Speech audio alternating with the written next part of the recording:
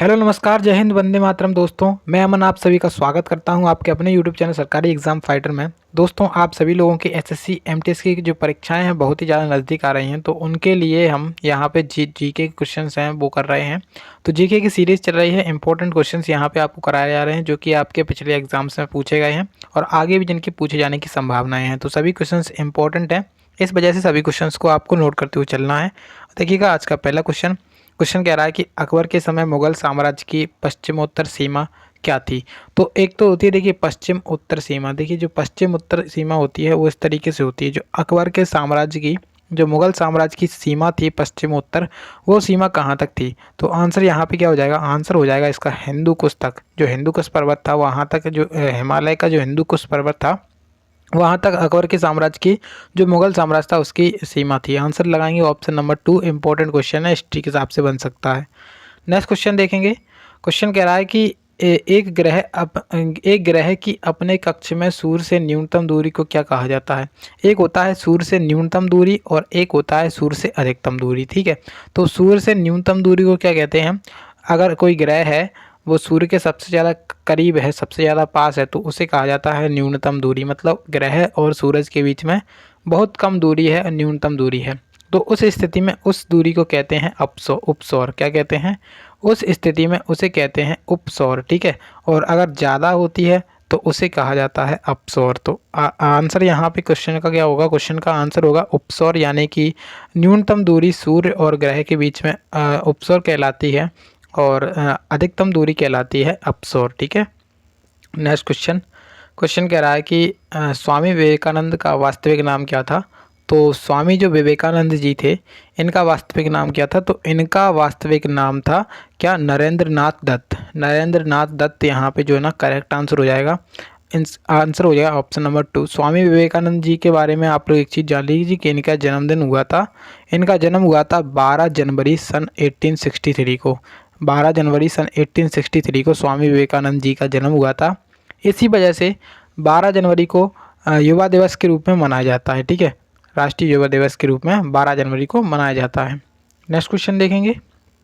देखिए, क्वेश्चन कह रहा है कि पीयूष ग्रंथि कहाँ स्थित होती है। तो जो पीयूष ग्रंथि होती है वो कहाँ पर स्थित होती है, मस्तिष्क में या फिर गुर्दे में या फिर जिगर या फिर आंत में। तो आंसर लगाएंगे यहाँ पे पीयूष ग्रंथि जो है ना वो कहाँ पर स्थित होती है, मस्तिष्क के अंदर। मस्तिष्क के अंदर पाई जाती है पीयूष ग्रंथि। ठीक है, पीयूष ग्रंथि या पीयूषिका एक अंतःस्रावी ग्रंथि है जिसका आकार एक मटर के दाने जैसा होता है। ठीक है, और जिसका वजन 0.5 ग्राम समथिंग होता है। ठीक है, तो यहाँ पे आंसर लगाएंगे इसका मस्तिष्क, ऑप्शन नंबर 1। अगला क्वेश्चन। क्वेश्चन कह रहा है कि भारत में निम्नलिखित क्षेत्रों में से किसके द्वारा अधिक बचत की जाती है। तो जो है ना इम्पोर्टेंट क्वेश्चन है। तो सबसे ज़्यादा बचत किस क्षेत्र में की जाती है। तो घरेलू क्षेत्र में सबसे ज़्यादा बचत की जाती है। ठीक है, आंसर यहाँ पे हो जाएगा ऑप्शन नंबर 2, यानी कि घरेलू क्षेत्र। अगला क्वेश्चन देखिएगा। क्वेश्चन कह रहा है कि वेदा निम्नलिखित में से किस देश की जनजाति है। तो इम्पोर्टेंट है, ये ज्योग्राफी के हिसाब से आपसे पूछ सकता है, वेदा जनजाति किस देश की है जनजाति। इसका आंसर आपके यहाँ पे कमेंट बॉक्स में आप लोग बता सकते हैं अगर आपको पता है। तो इसका आंसर यहाँ पे है, जो वेदा जनजाति है वो कहाँ पर पाई जाती है, श्रीलंका में। श्रीलंका यहाँ पे इसका क्या हो जाएगा, सही उत्तर हो जाएगा इस क्वेश्चन का। ठीक है, वेदा जनजाति श्रीलंका की एक देशज अल्पसंख्यक लोगों की एक समूह है जो कि अन्य समुदायों जैसे कोस्ट वेदा, अनुराधपुर वेदा, इस तरीके से ये बटे हुए हैं। ठीक है, अगला क्वेश्चन देखेंगे। क्वेश्चन कह रहा है कि कौन सा कथन सही है। यहाँ पे ये बताना है कि कौन सा कथन सही है या फिर सही है। तो पहला क्वेश्चन है कि अधातुओं के ऑक्साइड क्षारीय होते हैं, और दूसरा है कि अधातुओं के ऑक्साइड अम्लीय होते हैं, और तीसरा कह रहा है कि धातुओं के ऑक्साइड अम्लीय होते हैं, और चौथा ऑप्शन कह रहा है कि सभी विकल्प सही हैं। तो अगर हम बात करें इसके जो सही विकल्प है वो कौन सा है, तो वो हो जाएगा आपका ऑप्शन 2, यानी कि अधातुओं के जो ऑक्साइड होते हैं वो किस अवस्था में होते हैं, अम्लीय होते हैं। ठीक है, अधातुओं के ऑक्साइड अम्लीय होते हैं। ऑप्शन 2 यहाँ पर इस क्वेश्चन का सही आंसर हो जाएगा। क्वेश्चन लगा लीजिए स्टार करके, इसको नोट करिएगा। नेक्स्ट क्वेश्चन देखते हैं अब। देखिए, अब नेक्स्ट क्वेश्चन आपसे कह रहा है, क्वेश्चन में कह रहा है कि भारतीय संविधान के किस भाग में नगर पालिकाओं के बारे में बताया गया है। तो क्वेश्चन लगा लीजिए स्टार, पॉलिटी के हिसाब से आपसे क्वेश्चन जरूर पूछेगा ये। ठीक है, तो ये क्वेश्चन जरूर पूछा जाने वाला है। तो भारतीय संविधान के किस भाग में नगर पालिकाओं के बारे में बताया गया है? तो संविधान में अभी वर्तमान में कितने भाग हैं? तो वो देखिए, जो वर्तमान में भागों की संख्या है वो है 22। संविधान में 22 भाग हैं, ठीक है। तो पहले भाग में अपने जो राज्य और केंद्र शासित प्रदेश हैं उनके बारे में चर्चा है। दूसरे भाग में संविधान का जो दूसरा भाग है उसमें नागरिकता की चर्चा है। और जो संविधान का तीसरा भाग है उसमें क्या जो राज्य वो मौलिक अधिकार है उसकी चर्चा है संविधान के भाग 3 में। और भाग 4 में किसकी चर्चा है? तो भाग 4 जो है ना उसके अंदर राज्य के नीति निर्देशक तत्व आ जाते हैं। और भाग 5 के अंदर जो है ना, भाग 5 में क्या आता है? तो भाग 5 में आते हैं संघ, ठीक है। तो इस तरीके से संविधान में 22 भाग हैं, तो उन सभी के ऊपर हम बाद में बात करेंगे। तो क्वेश्चन की तरफ देखते हैं। सबसे पहले क्वेश्चन कह रहा है कि नगर पालिकाओं के बारे में बताया गया है, कौन सा भाग है? तो नगर पालिकाओं के लिए कौन से भाग में बताया गया है? तो भाग जो 9 है, कौन सा है? भाग 9। कौन सा? भाग 9(1), जो अपना भाग 9(a) है, इसके अंतर्गत नगर पालिकाओं के बारे में बताया गया है, ठीक है। आंसर यहाँ पे हो जाएगा इस क्वेश्चन का ऑप्शन नंबर 4 वाला। अब देखिए आपके सामने अगला क्वेश्चन है और इसमें कह रहा है कि हास्य गैस क्या होती है? जो हास्य गैस होती है, लाफिंग गैस होती है, इसका सूत्र बताइए, इसका नाम क्या होता है रासायनिक? तो देखिए, जो लाफिंग गैस होती है इसका सूत्र होता है नाइट्रस ऑक्साइड। क्या होता है इसका सूत्र? नाइट्रस ऑक्साइड, यानी कि N2O। इसका जो फॉर्मूला होता है वो ये होता है कि नाइट्रस ऑक्साइड N2O, इसे नाइट्रस ऑक्साइड कहते हैं। हास्य गैस जो है ना, ऑप्शन नंबर पहला करेक्ट आंसर हो जाएगा।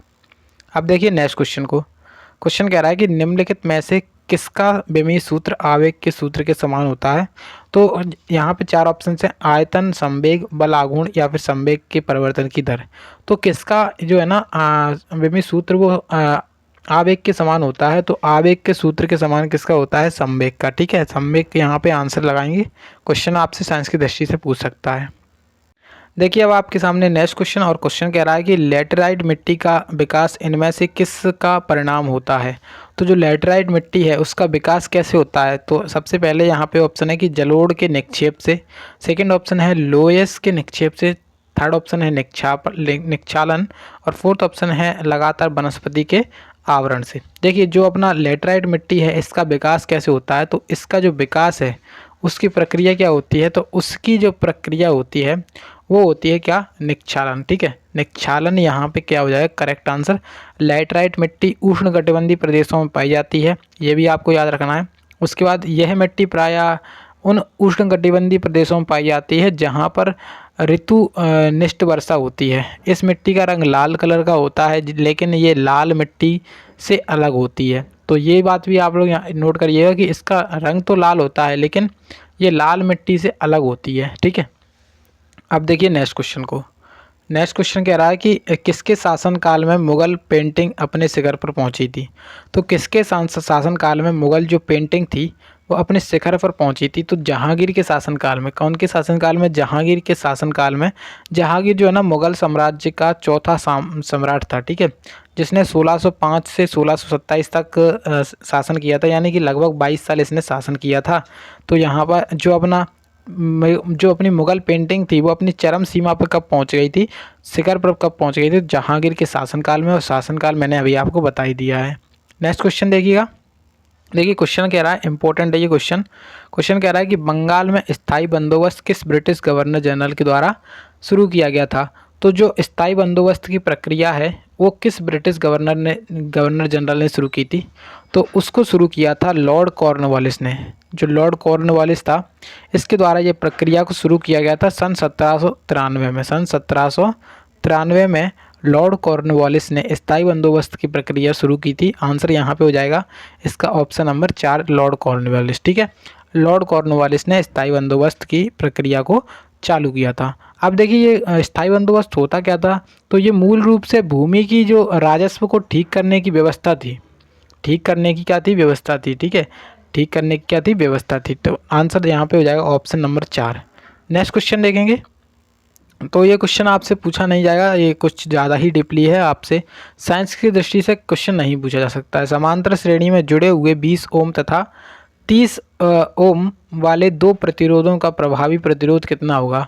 तो इसका आंसर जो है ना वो करेक्ट आंसर हो जाएगा 12, ठीक है। फॉर्मूला लगता है इसमें कुछ, लेकिन आपके काम का नहीं है क्वेश्चन। नेक्स्ट क्वेश्चन देखिएगा। क्वेश्चन कह रहा है कि बिंबिसार निम्नलिखित राजवंशों में से किसके संस्थापक थे। जो बिंबिसार थे वो किस वंश के संस्थापक थे। पहला ऑप्शन नंद वंश, सेकेंड ऑप्शन मौर्य वंश, थर्ड ऑप्शन है गुप्त और फोर आपके सामने हर्यक वंश। तो जो बिंबिसार था वो हर्यक वंश का संस्थापक था। हर्यक वंश का संस्थापक था, तो आंसर यहाँ पे हो जाएगा हर्यक वंश। हर्यक वंश की स्थापना 6वीं शताब्दी ईसा पूर्व के मध्य बिंबिसार के द्वारा की गई थी। ठीक है, तो यहाँ पे आंसर लगाएंगे ऑप्शन तीसरा। अगला क्वेश्चन कह रहा है कि किस भारतीय शासक का राज्य का विस्तार भारत से बाहर था। तो ऐसा कौन सा भारतीय शासक था जिसका राज्य विस्तार भारत से बाहर था। तो ऑप्शन से यहाँ पे चंद्रगुप्त मौर्य, कनिष्क और चंद्रगुप्त मौर्य और कनिष्क दोनों। तो आंसर यहाँ पे हो जाएगा ऑप्शन नंबर 3, यानी कि चंद्रगुप्त मौर्य और कनिष्क दोनों। यानी कि जो अपना भारतीय जो राज्य विस्तार था दोनों शासकों का ऐसा था कि अपने भारत से भी बाहर इनका राज्य था। ठीक है, तो आंसर लगाएंगे ऑप्शन तीसरा वाला। अगला क्वेश्चन देखिएगा। क्वेश्चन कह रहा है कि निम्नलिखित में से कौन सा विश्व स्वास्थ्य संगठन द्वारा पूर्व अर्हता प्राप्त भारत की ओर से देश में ही विकसित प्रथम टीका है। तो अब देखिए जो WHO है उसके द्वारा पूरी तरह से मान्यता प्राप्त है और भारत की ओर से देश में ही विकसित यानी कि मेड इन इंडिया है। और वो टीके का नाम क्या है तो वो आपको ये बताना है। तो टीका कौन सा है, तो टीका यहाँ पे है इसका आपका ऑप्शन हो जाएगा रोटावेक, यानी कि ऑप्शन कौन सा, पहला वाला। रोटावेक एक ऐसा टीका है जिसको WHO के द्वारा मान्यता प्रदान की गई थी सन 2018 में। ठीक है, जनवरी 2018 में रोटावेक को WHO द्वारा मान्यता प्राप्त करने वाला भारत का पहला स्वदेशी विकसित टीका बन गया था। इसका अर्थ है कि दक्षिण अमेरिका और अफ्रीका के कई देशों में यह टीका अंतर्राष्ट्रीय स्तर पर बेच जा सकती है। ठीक है, हैदराबाद स्थित जो अपने भारत बायोटेक लिमिटेड है ना, उसके द्वारा रोटावेक की जो अपनी मतलब रोटावेक को बनाया गया था। ठीक है, हैदराबाद में स्थित है भारत बायोटेक, उसने बनाया था रोटावेक को। देखिए अब नेक्स्ट क्वेश्चन कह रहा है, जो कि आज का लास्ट क्वेश्चन है। क्वेश्चन में कह रहा है कि पोषक प्रक्रम पहला चरण ग्लूकोज का एक 3 कार्बन वाले अणु ... में खंडन है। तो आंसर यहाँ पे क्या होगा, इस क्वेश्चन का आंसर होगा ऑप्शन पहला, यानी कि पायरूवेट आंसर हो जाएगा ऑप्शन नंबर पहला। क्वेश्चन को अच्छे से पढ़ लीजिएगा, अच्छे से समझ में आ जाएगा। ठीक है, तो आंसर यहाँ पे हो जाएगा ऑप्शन नंबर कौन सा, पहला वाला आंसर है। कमेंट बॉक्स में अब ये बताइएगा। देखिए वीडियो अच्छी लगी हो तो वीडियो को लाइक ज़रूर कर देंगे, और जिसने पिछले वाले वीडियोज़ को नहीं देखा तो उनको भी देख लेंगे। आपको लिंक डिस्क्रिप्शन बॉक्स में मिल सकते हैं। ठीक है, तो चलिए मिलते हैं अगली वीडियो में, तब तक के लिए जय हिंद, जय भारत।